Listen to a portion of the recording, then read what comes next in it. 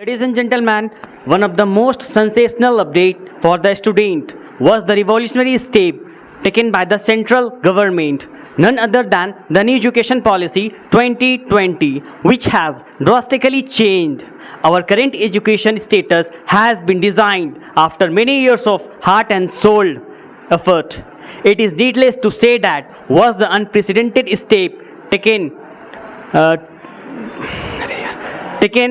towards the betterment of changing our traditional academic into the newly launched and the practical method of learning. Absolutely. This is a revolutionary step in the history of education, which consists holistic approach, practical and instructive learning, and engaging activities. So this is Tanisha along with Mr. Ziaul, and we are the official host of EAW.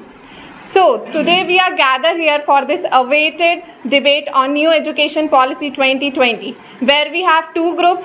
The one who is totally supporting and saying that this new education policy is a revolutionary step, and on the other half the second team is saying that this new education policy is just a failure and nothing at all.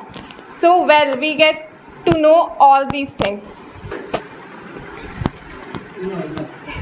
So I would like to invite Mr. Ajit that my question is for you, that what is the need to change this new education? What is the need to launch this new education policy?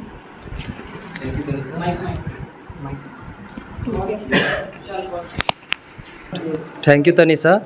So the new education the new education policy is being is changed instead of previous policy. So the main ambition of this policy is to make the education more affordable and accessible to all the students, and to promote the education at the international level, and to make the education more wide instead of previous education policy.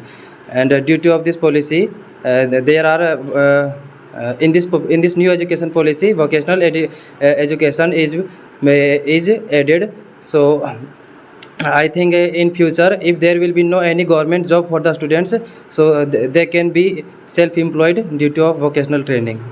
Okay. So Mr. Ajit is trying to say that this new education policy will elevate the standard of education to a global level. So Mr. Kareem, do you agree with this statement? If yes, why, and if no? Thank you very much, Tanisha. And I am getting the word of Mr. Ajit that it is a very good step of government, that government want to launch this education policy. But I totally disagree to that government want to change the education policy, because without any better resource of government. Because I have different types of data. Suppose that, do you know guys, that global hunger index, because the India is place 107 out of 21 countries. It is a big challenge of India also, but there is no any other steps to overcome this problem also. And the malnutrition problem also suffering for the India. India is also suffering for malnutrition problem. Suppose that one student want to get better education, but his health is not proper. He's a very bad health. Okay. So how the student will get better education and better facility, which whatever the government want to be provided this particular student also.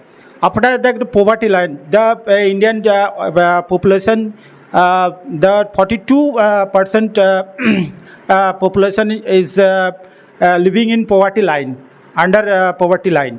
So there is so many challenges of India also, that however the India want to reform the education system, it is very good thing, but the Indian government say something, have to think about different types of aspect. It is very crucial for us also. At the other hand, the Indian government want to spend 6% GDP beyond of instead of 3% GDP. It is also very challenge of Indian government. So it is a very, I really accept that Indian government want to change the previous education policy, but I think it is a very failure step of Indian government, because without any other the previous challenges have to be overcome, then the Indian government should launch these types of steps. Okay. Thank you. Mr. Good. So Ms. Anshika wants